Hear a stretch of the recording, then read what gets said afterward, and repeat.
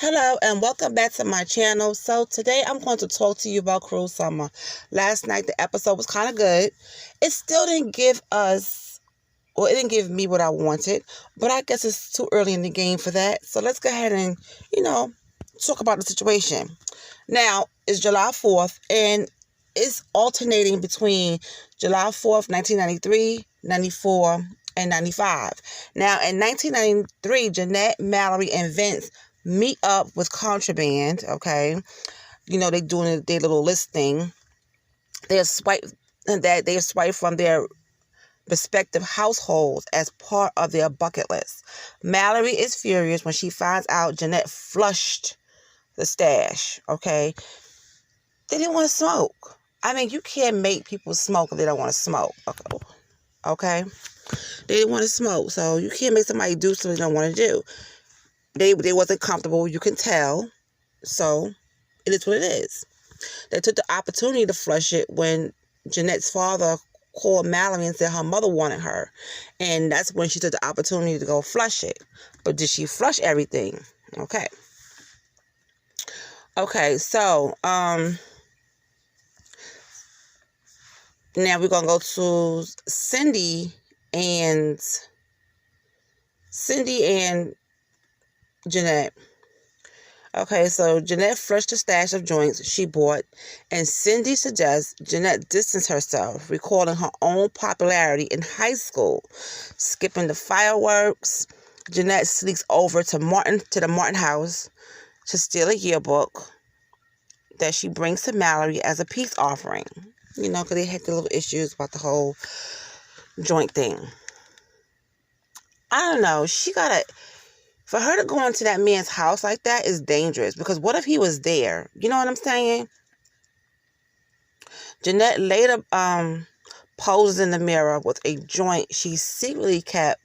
Okay, so she didn't flush everything. She kept a joint, and she's in the mirror playing around, looking geeky as I don't know what. Now, in 1994, Greg and Derek approached Jamie after finding out that he had punched Jeanette.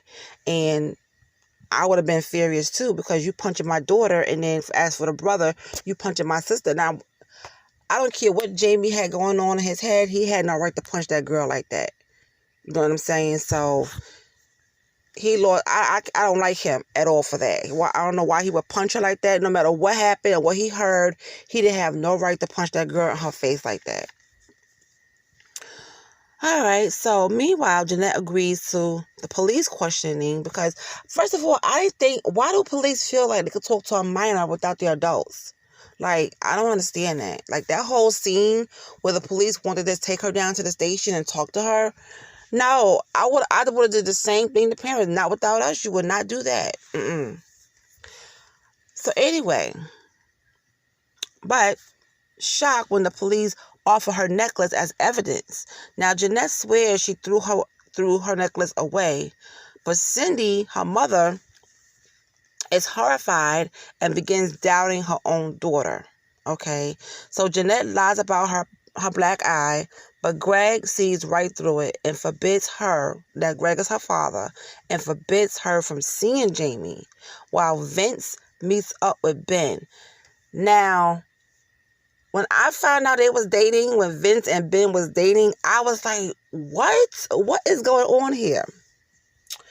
So, Vince and Ben secretly meet up because they are secretly dating. Right? Now, at the fireworks show, Cindy becomes overwhelmed by the rumors about Jeanette and Jamie and asks Jeanette to keep their kiss.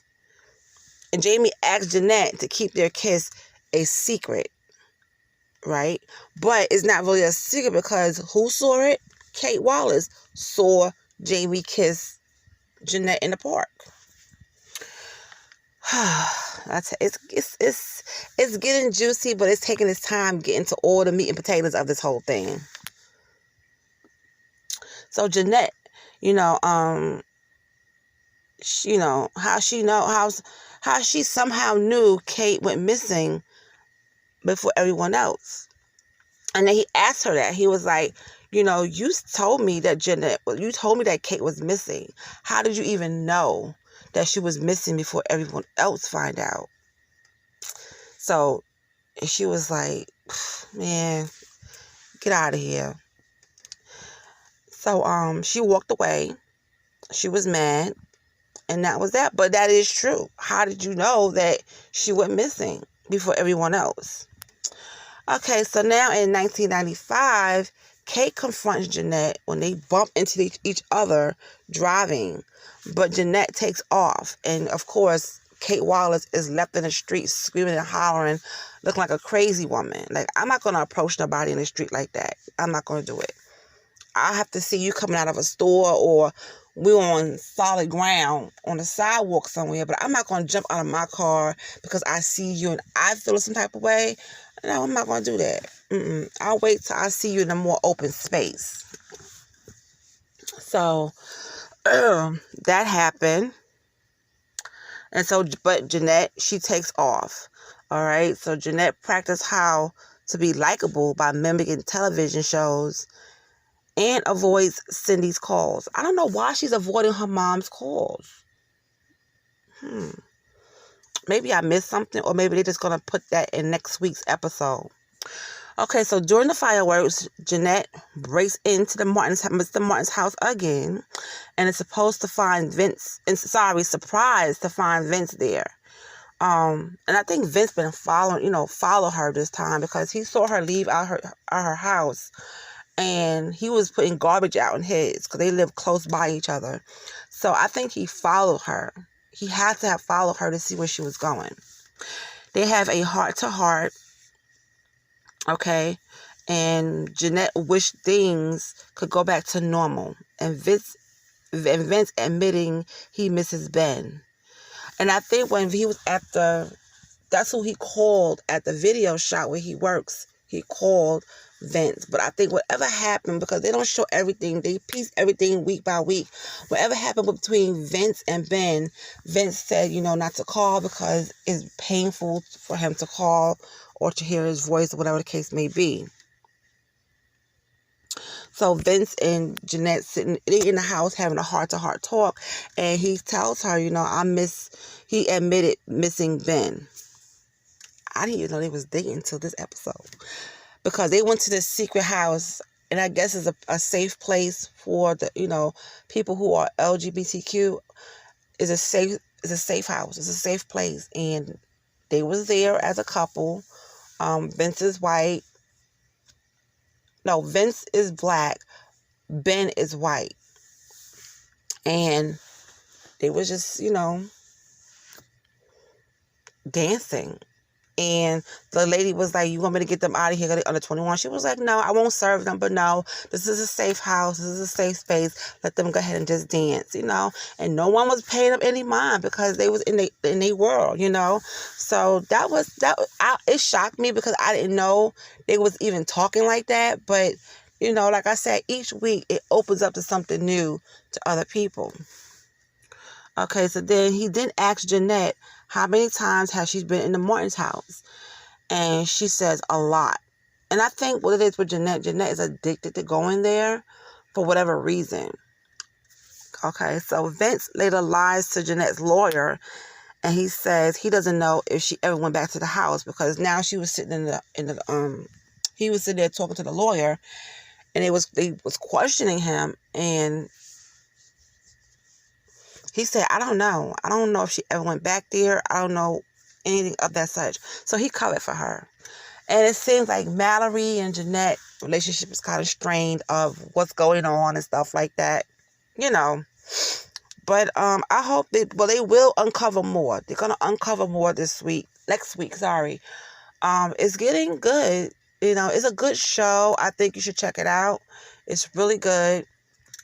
It does a lot of back and forth, but it has to do that because it has to give you the story.